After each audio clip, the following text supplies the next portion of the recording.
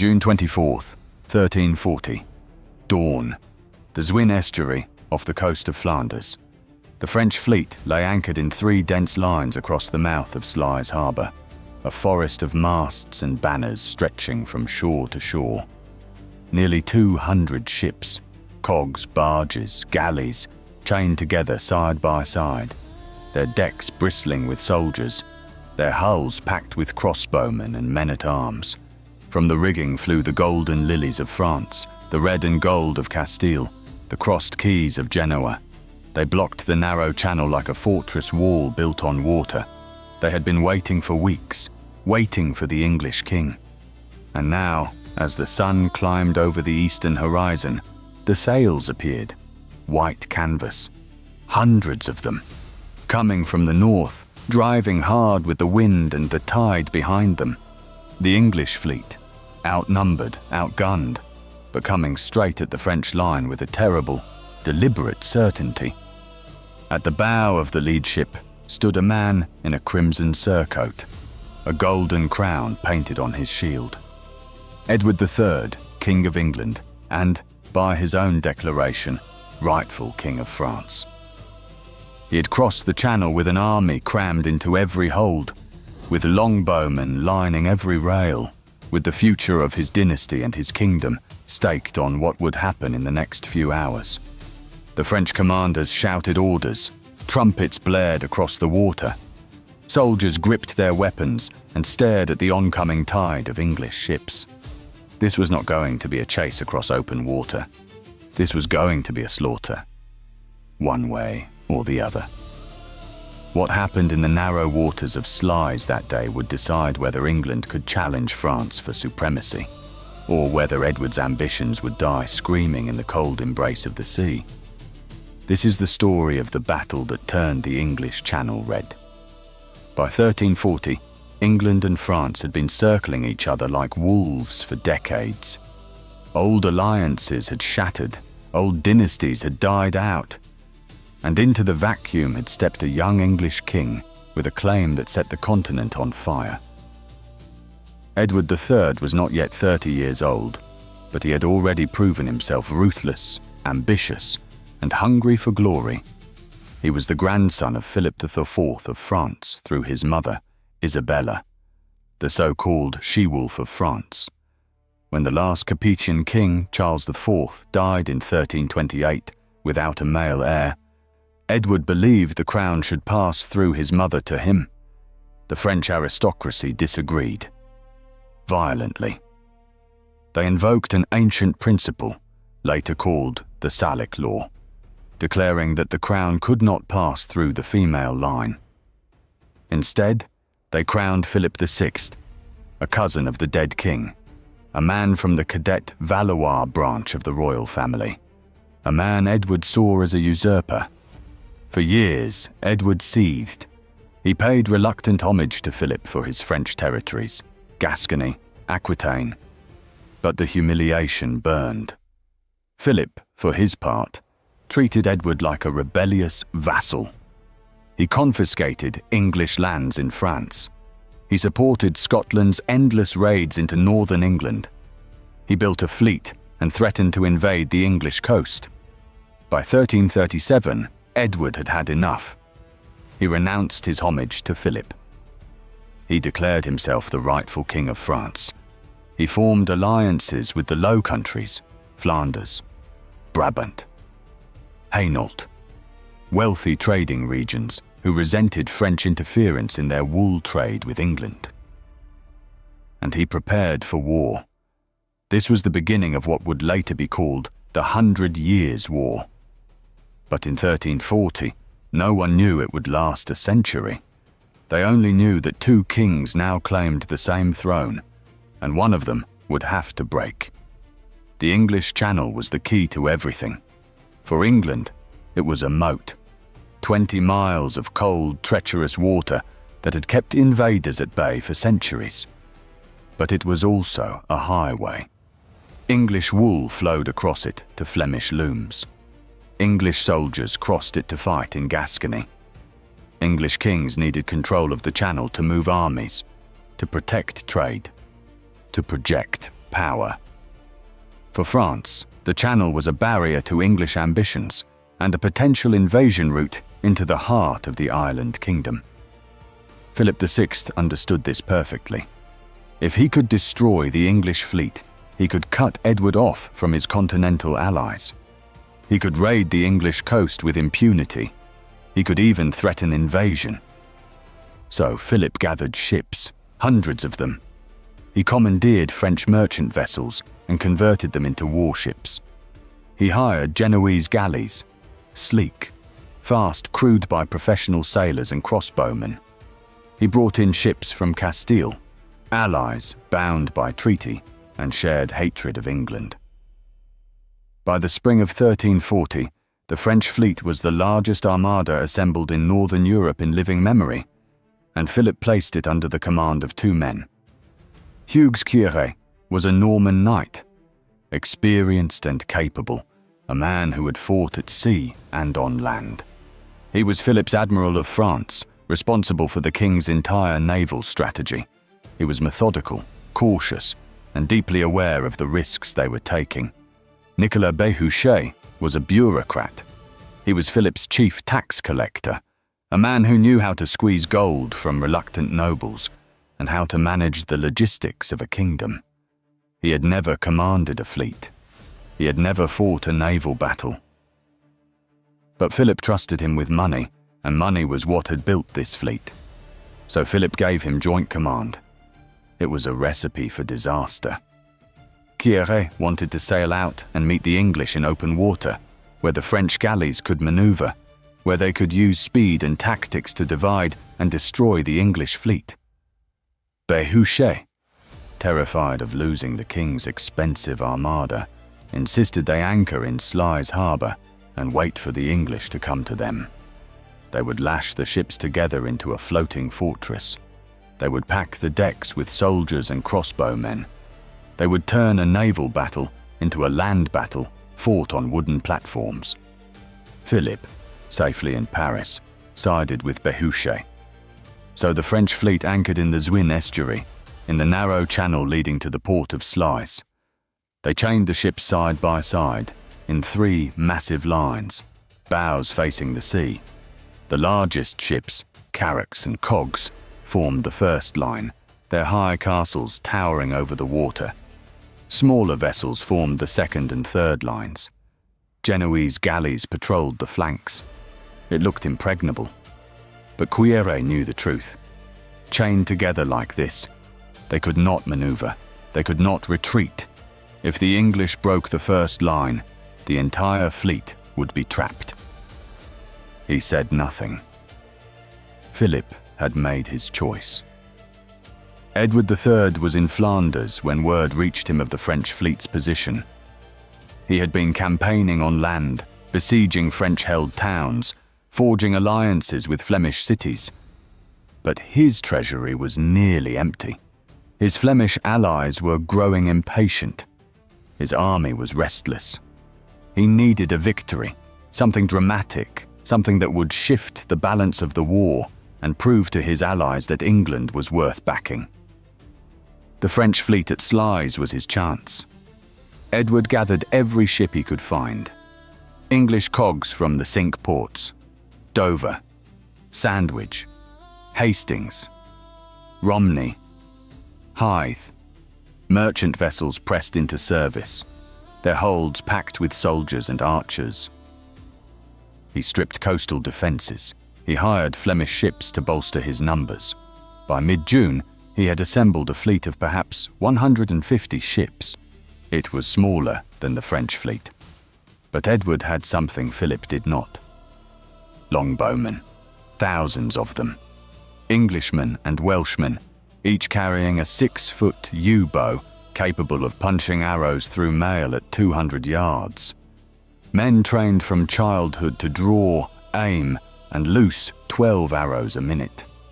Men who had broken Scottish schiltrons at Duplin Moor and Halidon Hill.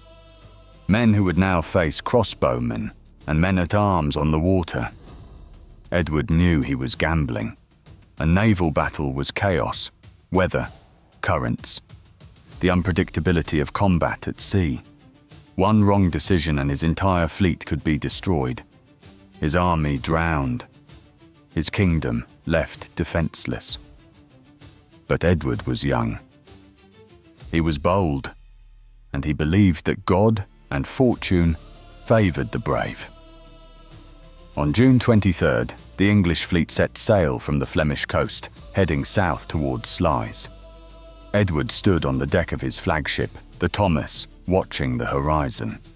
His earls and barons stood with him, men like the Earl of Northampton, the Earl of Huntingdon, Robert Morley, the admiral. Behind them, packed into every available ship, were 10,000 soldiers and archers.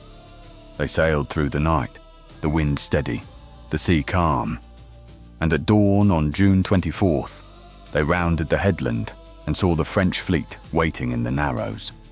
Edward smiled. The Zwin estuary was not a battlefield. It was a killing ground. The channel was narrow, less than a mile wide in places, bordered by mudflats and shallow water. At high tide, the estuary filled, turning the mudflats into treacherous shallows that could ground a ship or snap a rudder. At low tide, the water receded, leaving vast stretches of mud exposed and reducing the navigable channel to a ribbon of deep water, barely wide enough for 2 ships abreast. The French had chosen their position carefully. Their 3 lines of ships stretched across the channel, blocking access to the port of Sluys and the inland waterways beyond. The first line, the outermost, was composed of the largest and most heavily armed vessels. Great cogs with high castles, fore and aft, packed with men-at-arms in full-plate armour. Genoese carracks with towering stern castles bristling with crossbowmen. These ships were lashed together side by side, their hulls touching, their masts forming a continuous wall of wood and canvas. Behind them, the second line. More cogs, smaller barges, supply ships hastily converted into fighting platforms, also chained together, also packed with soldiers. And behind them, the third line, the reserve. Lighter vessels, galleys with oars that could still maneuver if needed, smaller transports carrying additional troops and supplies. It was a defensive formation designed to absorb an attack, to turn the battle into a grinding melee where French numbers would prevail. Crossbowmen on the high castles could rain bolts down on approaching ships. Men-at-arms could repel boarders. The Genoese galleys could sweep around the flanks if the English tried to bypass the main line. On paper, it was sound. In practice, it was suicide. The French ships could not move. They could not adjust to changing conditions. They could not retreat if the battle turned against them. They were anchored in place, waiting to be destroyed. Kieret knew this. He stood on the deck of the flagship, staring at the approaching English sails, and felt the cold certainty of doom settling over him. Beside him, Béhuchet shouted orders, his voice shrill with nervous energy, convinced that their floating fortress would crush the English when they came close. Kieret said nothing. He gripped the rail and watched the white sails grow larger. Edward stood at the bow of the Thomas, studying the French formation with cold, calculating eyes. He had expected them to sail out to meet him. He had prepared for a running battle across open water, a chaotic melee where English longbows could pick apart French ships one by one. Instead, the French had done exactly what he needed them to do. They had trapped themselves. The English fleet slowed as it approached the mouth of the estuary. Sails were reefed, oars were run out on smaller vessels. Edward's captains moved among the ships, shouting orders, organizing the fleet into a rough line of battle. The plan was simple. Each English ship would carry a mixed crew, soldiers and sailors, yes, but also archers. Dozens of them. As many as the deck could hold. They would approach the French line in waves, staying just out of crossbow range, and they would loose volley after volley of arrows into the packed enemy ships. They would kill the crossbowmen, They would kill the commanders. They would break the defenders' morale before the ships even touched. And then they would close. English men-at-arms would board the French vessels and fight hand-to-hand, ship to ship, turning the battle into the kind of brutal, grinding combat that English soldiers excelled at. The longbowmen would suppress any attempt at resistance. The French, packed together with no room to maneuver, would be slaughtered. It was brutal. It was methodical. And Edward believed it would work. But there was one problem. The tide. The battle could not begin immediately. The tide was still rising, the current flowing into the estuary, the wind blowing from the northeast, directly toward the French line. If the English attacked now, they would be carried straight into the enemy formation, crashing into the French ships with no control, no coordination. It would be chaos. Edward needed the tide to turn. He needed the current to flow back out toward the open sea. He needed the wind to shift, or at least to calm enough that his ships could maneuver. So he waited. The English fleet lay just outside the mouth of the estuary, sails furled, ships rolling gently in the swell. The soldiers and archers sat on the decks, watching the French banners flapping in the distance. Some prayed. Some sharpened weapons. Some stared at the water and wondered if they would drown before the day was out. Edward walked among them. He moved from ship to ship in a small boat, boarding each vessel in turn, speaking to the captains and the men. He wore his crown openly, a circlet of gold over his mail coif, and he carried himself with absolute confidence. He told them that God was with them. He told them that the French were cowards who feared to meet them in open battle. He told them that by nightfall, they would own the Channel. The men believed him, or they wanted to believe him. It was the same thing. Hours passed. The sun climbed higher. The tide slowed, hesitated, and began to turn. And the wind shifted. It came from the west now, blowing across the estuary, carrying the smell of salt and mud. Perfect. The English ships could approach the French line at an angle, could control their speed, could position themselves for the best possible attack. Edward raised his hand. Trumpets blared across the water. The English fleet began to move. The English ships came in staggered waves, not all at once, but in groups of 3 or 4, each wave targeting a different section of the French line. The largest English cogs led the way, Thomas, Edward, Godsier, their high castles packed with archers, their bows facing the enemy. The distance closed, 500 yards, 400, 300. The French crossbowmen opened fire. Bolts hissed through the air, arcing toward the English ships. Most fell short, splashing into the water. A few struck hull timbers with dull thuds. One bolt caught an English sailor in the throat, and he went down without a sound, blood spreading across the deck. But the crossbows were slow. A trained crossbowman could loose perhaps 2 bolts a minute, maybe 3 if he was fast and reckless, and reloading on a crowded, swaying ship was harder than on solid ground. The English longbowmen had no such problems. At 200 yards, the English captains gave the order, "Loose!" The air turned black. Thousands of arrows rose from the English ships. A dark cloud that blotted out the sun for an instant before descending on the French line like a hailstorm. The arrows struck wood, struck canvas, struck flesh. Men screamed. Crossbowmen on the high castles jerked backward, arrows sprouting from chests and faces. Soldiers on the decks threw up shields, but the arrows came from above, punching through helmets and shoulders and necks. The English archers did not stop, volley after volley. Draw, aim, loose, draw, aim, loose. 12 arrows a minute, every archer shooting independently, a continuous rain of death that hammered the French ships without pause. The decks became slaughterhouses. Men died where they stood, bodies piled up against the rails. Blood ran between the planks and dripped into the water below. The French tried to return fire, but the crossbowmen were being killed faster than they could reload. Survivors crouched behind the ship's castles, behind masts, behind piles of dead comrades, desperately trying to span their bows while arrows hissed past their heads. And still the English ships came closer.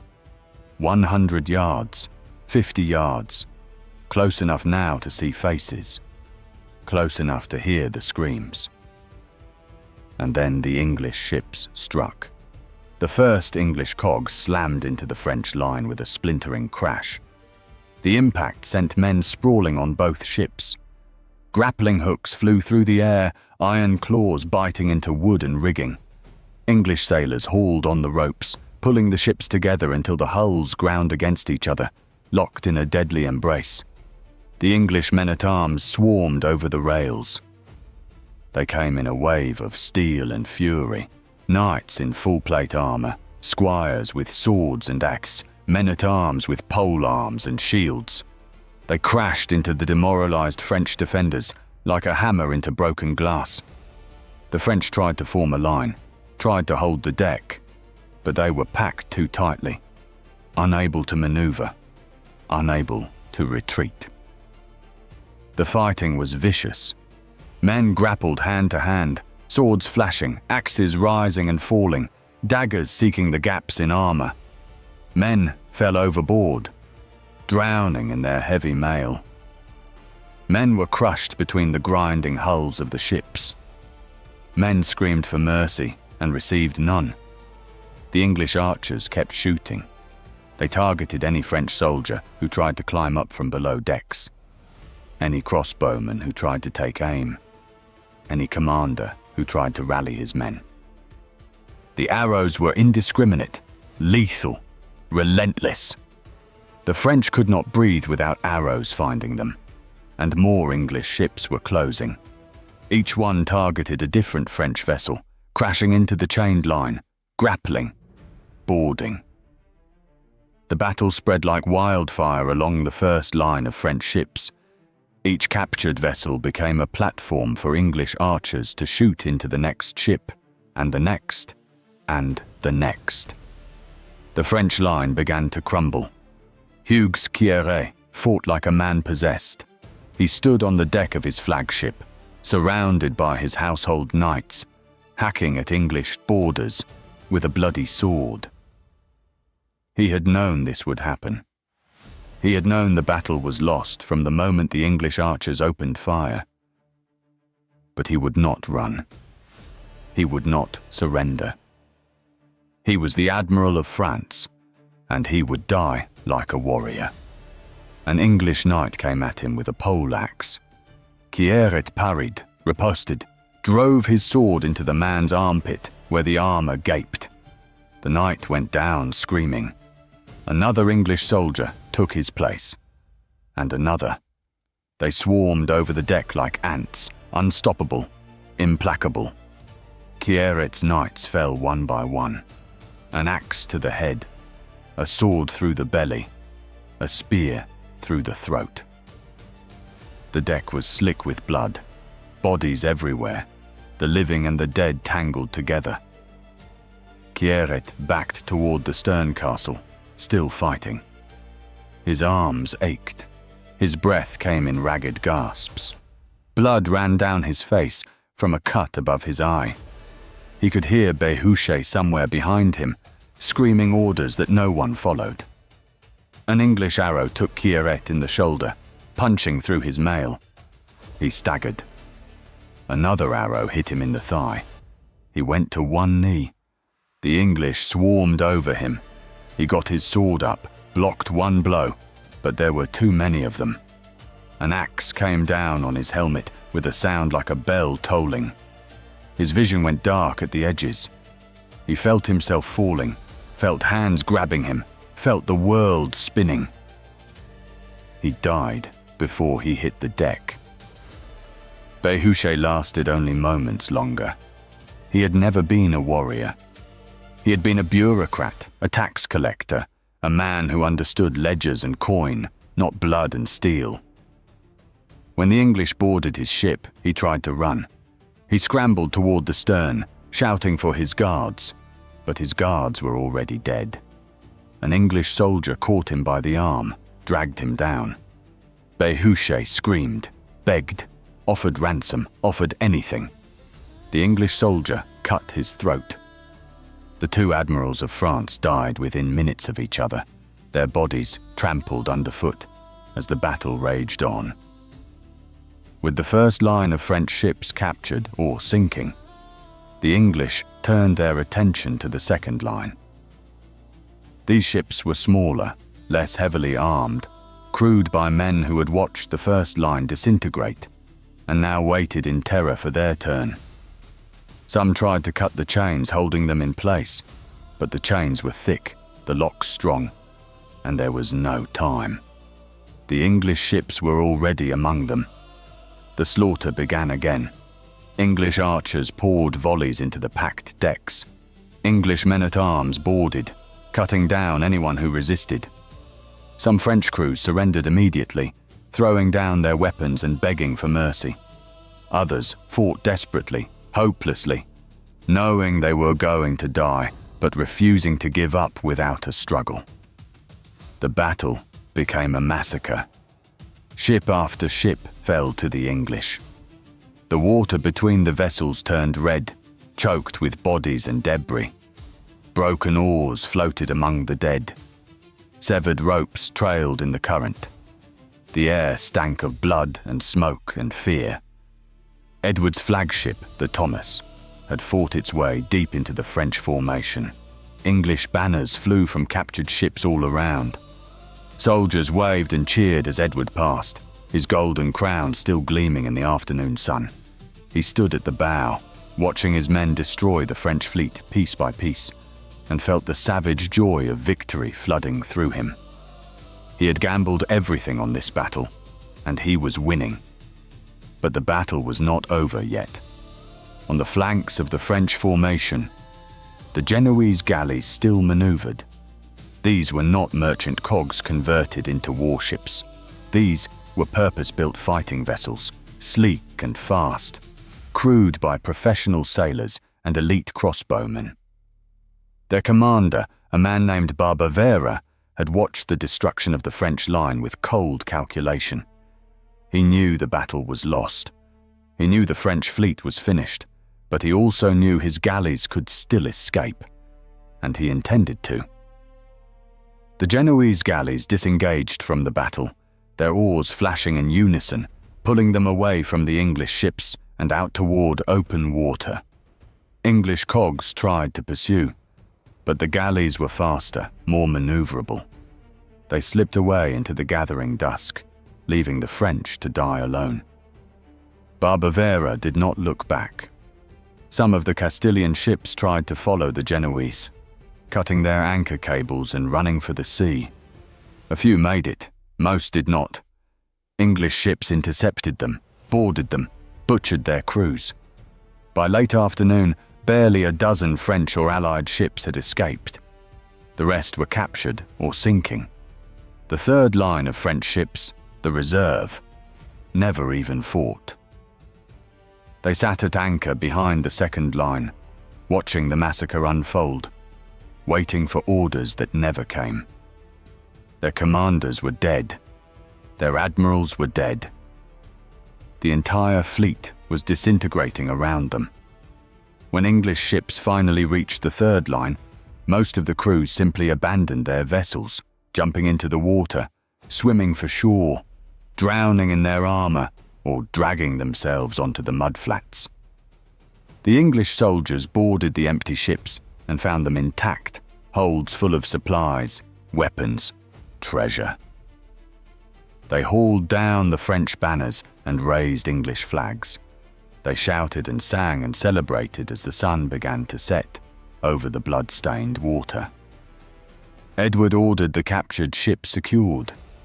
He sent men to hunt down survivors hiding below decks, to free English prisoners found chained in the holds, to gather the dead and throw them overboard before disease could spread.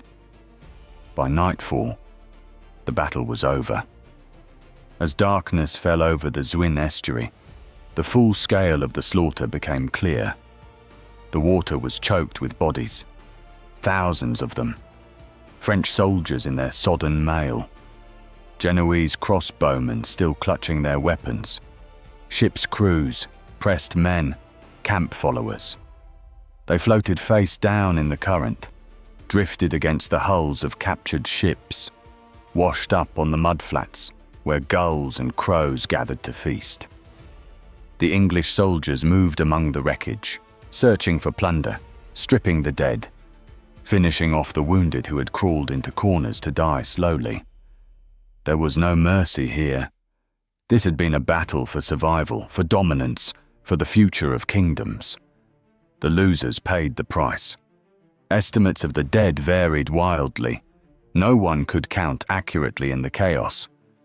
But most agreed that at least 15,000 French and Allied soldiers had died in the battle. Some said 20,000. Some said more. The French fleet, the largest armada in northern Europe, had been annihilated. Of nearly 200 ships, only a handful escaped. The rest were captured, burned, or sunk. English losses were astonishingly light. Perhaps 4,000 men killed or wounded. Still significant, but nothing compared to the French disaster. Edward had achieved what every commander dreams of, a complete, overwhelming, decisive victory. The English king walked among his men as night fell, congratulating captains, praising soldiers, distributing captured French banners as trophies. He was exhausted, his armor dented and blood-stained, but his eyes burned with triumph. He had crossed the channel with a fleet smaller than the enemy's. He had faced a French armada that was supposed to invade England, and he had destroyed it utterly. The soldiers cheered him wherever he went. They had followed him into battle and emerged victorious. They had killed the French admirals. They had captured a fortune in ships and plunder. They had proven that England could challenge France on any battlefield, even on water. Edward stood on the deck of his flagship as the stars came out, looking at the captured French vessels crowding the estuary, their masts black against the darkening sky. Somewhere out there, across the channel, lay England, safe now, protected by the fleet he had just won. Somewhere to the south lay France, vulnerable now, its navy destroyed, its coast open to English raids. The balance of power had shifted. Dawn broke over a scene of devastation. The estuary was a graveyard. Wrecked ships lay heeled over in the shallows, their hulls smashed, their masts snapped. Bodies floated everywhere, tangled in rigging, caught against pilings, scattered across the mudflats. The water itself had turned a dark, murky red, stained with blood that would take days to wash away. The smell was unbearable. Blood, salt, rotting flesh already starting to decay in the June heat. The English soldiers wrapped cloth around their faces and went about the grim work of cleaning up. Bodies were hauled out of the water and piled on the shore to be burned or buried. Captured French soldiers, those who had surrendered rather than fight, were herded into groups and marched inland under guard. Most would be ransomed eventually. Some would die in captivity. A few would escape. The plunder was staggering. Ship after ship held fortunes in gold, silver, weapons, and supplies. Philip had stocked his fleet for a long campaign, and now all of it belonged to Edward. Chests of coin, barrels of wine, casks of salted meat, bales of cloth, weapons and armor stripped from the dead, French banners and battle standards to be sent back to England as proof of victory. Edward's captains organised the distribution of the spoils, making sure every ship's crew received a share. It was important. Men fought harder when they knew they would be rewarded, and Edward needed these soldiers loyal and eager for the next campaign. The captured French ships were assessed. Those that were seaworthy were added to the English fleet. Those too damaged to repair were stripped of anything useful and then burned where they lay, their hulls blazing like funeral pyres as the smoke rose into the summer sky. Flemish townsfolk from Sluys ventured down to the waterline, staring in awe and horror at the destruction. They had heard the battle raging through the previous day, the screams, the clash of steel, the roar of 10,000 men fighting and dying. Now they saw the aftermath, an entire fleet destroyed, the bodies of French soldiers washing up on their beaches, the English flag flying over captured ships. Word spread quickly. By midday, messengers were riding south toward Paris, carrying the news to King Philip. Philip VI sat in his palace, surrounded by advisors, when the first reports arrived. The messenger was terrified, stuttering, barely able to speak. He knelt before the king and delivered the news in broken phrases. The fleet destroyed, the admirals dead, the English victorious, thousands of French soldiers killed, the Channel lost. Philip stared at him in silence. No one in the court dared to speak. They had all heard the rumours. Something had gone wrong at Sluys, a battle had been fought, but no one had imagined a disaster of this magnitude. The pride of France, the great armada that was supposed to invade England and humble the upstart Edward, annihilated in a single day. Philip's face went pale. His hands gripped the arms of his throne. For a long moment, he said nothing. Then he stood, turned, and walked from the hall without a word. His advisors exchanged glances. No one followed him. No one knew what to say. The French fleet was gone. The English controlled the Channel. The war had taken a catastrophic turn. Later, a story would circulate through the courts of Europe. It was said that no one dared to tell Philip the full extent of the disaster, that his courtiers were too terrified to speak the truth. It was said that the king's jester finally broke the news, saying, "The English are cowards. They did not dare to jump into the sea like our brave Frenchmen." Whether the story was true or not, it captured the bitterness of the moment. France had suffered a humiliation that would echo for years. On the morning of June 25th, Edward III sailed out of Sluys estuary at the head of his fleet, the captured French ships trailing behind like trophies of war. He left behind the burned wrecks, the bodies, the broken remnants of the French navy. He left behind a message written in blood and fire. England would not be intimidated. England would not bow to France. England would fight for every inch of land, every title, every crown that Edward believed was rightfully his. The fleet sailed north along the Flemish coast, making for English ports.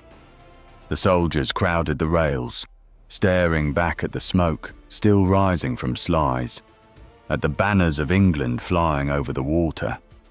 They sang. They drank captured French wine. They told each other stories of the battle, already exaggerating, already turning the fight into legend. Edward stood at the bow of his flagship, the wind in his hair, the crown still on his head. He had gambled everything on this battle. He had risked his kingdom, his army, his dynasty, and he had won.